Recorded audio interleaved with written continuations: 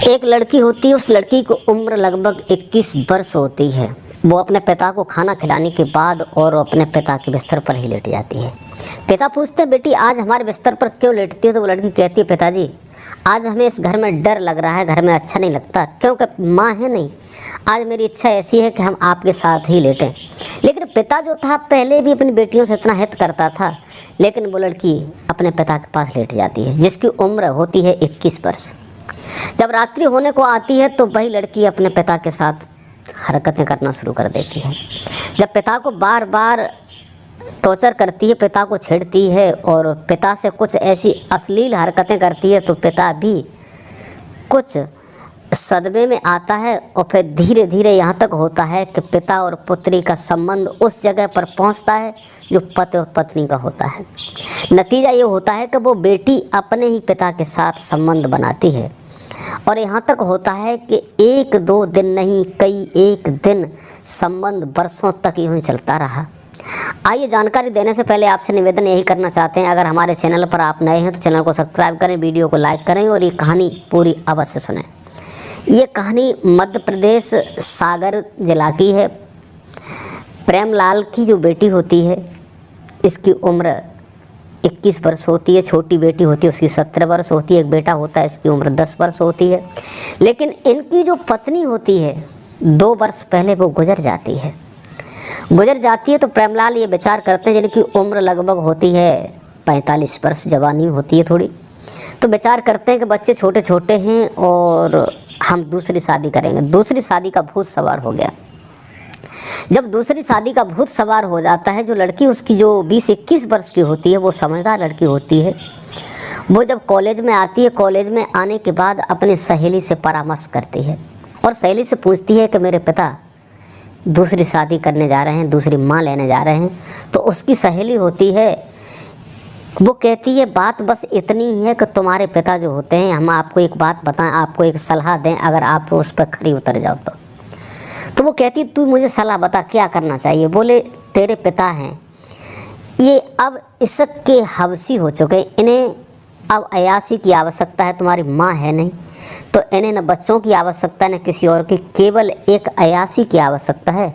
तो हम तुझे एक सलाह दे रहे हैं, कोई नहीं देखता, तू अपने पिता का हम बिस्तर बन जा, खुद अपने पिता के साथ काम करना शुरू कर दे, कोई नहीं जानता इस बात को।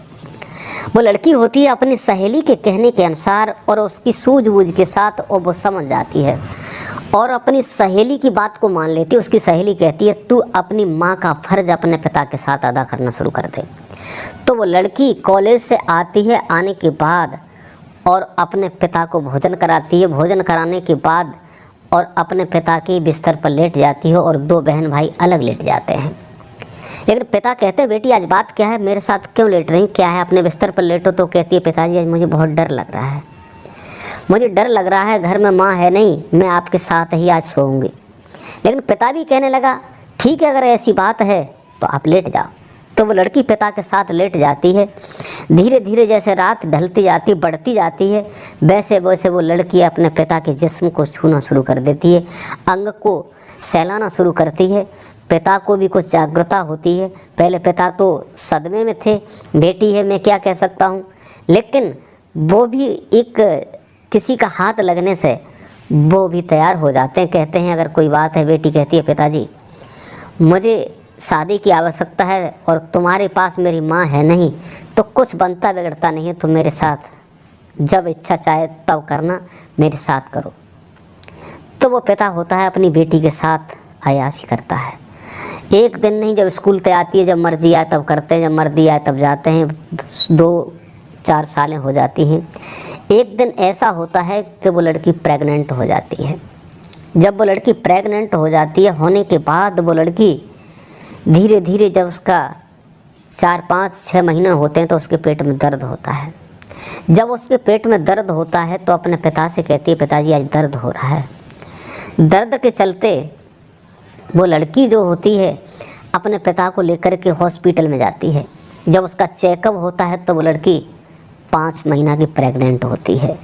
गर्भवती जब लड़की होती है तो उसका पिता जो होता है उस नर्स के पैर पकड़ लेता है और कहता है कि न जाने इसने किसके साथ ऐसा गलत काम किया है, मेरी छवि पर धब्बा लग जाएगा, आप ऐसा करो, इसकी सफाई कर दो। उसकी सफाई की जाती है, उस पर दया आ जाती है, पैसे लेता है। उसके बाद वो धीरे धीरे सफाई होने के बाद फिर भी गम नहीं खाते हैं, वही संबंध चलता रहता है। लेकिन वो चर्चाएं गांव में पौड़ने लगी कि फलाना आदमी अपनी बेटी के साथ ही संबंध बनाता है, अपनी बेटी के साथ ही रिलेशन करता है, अपनी बेटी को नहीं छोड़ता, वो प्रेग्नेंट हो चुकी है, 2 बार उसका सफाई भी हो चुकी है। ऐसी चर्चाएं जब छाने लगी, जो 21 वर्ष की लड़की होती है वो सोचती है अब ज़िंदगी जीना बेहतर नहीं है। तो वो लड़की होती है, वो इसी बात को सुनकर के आगे चलते खुद को फांसी लगा लेती है। फांसी लगा करके अपनी आत्महत्या कर लेती है। आत्महत्या करने के बाद वो सदा सदा के लिए सो जाती है। तो इस कहानी को सुना करके, इस कहानी को बता करके किसी को परेशान करना नहीं, किसी को टॉर्चर करना नहीं, केवल आप लोगों को जागरूक करना है, आप लोगों को सचेत करना है, आप लोगों को ये जानकारी देनी है कि संसार में हो क्या रहा है, क्या पिता है, क्या पुत्री है, क्या बेटा है, क्या भाई है, क्या पत्नी है। आजकल विश्वास नहीं करना चाहिए। अकेली बेटी पिता के साथ नहीं छोड़ना चाहिए, दूसरे रिश्ता तो दूसरी जगह जाते हैं। भाई बहन का रिश्ता भी आजकल क्राइम कहानी में इतनी देखता हूँ कि भाई और बहन के रिश्ता बदल चुके हैं, पिता पुत्री के रिश्ता बदल चुके हैं। और रिश्ते तो अलग छोड़िए, किसी के साथ बेटी को भेजना नहीं चाहिए, किसी के साथ अपनी पत्नी को अकेला नहीं भेजना चाहिए, क्योंकि संसार बहुत ही बदल चुका है। इस कहानी को सुना कर के बस यही कहना है कि अपने परिवार की तरफ देखो, अपने बच्चों की तरफ देखो, क्या होने वाला है, क्या नहीं होने वाला है।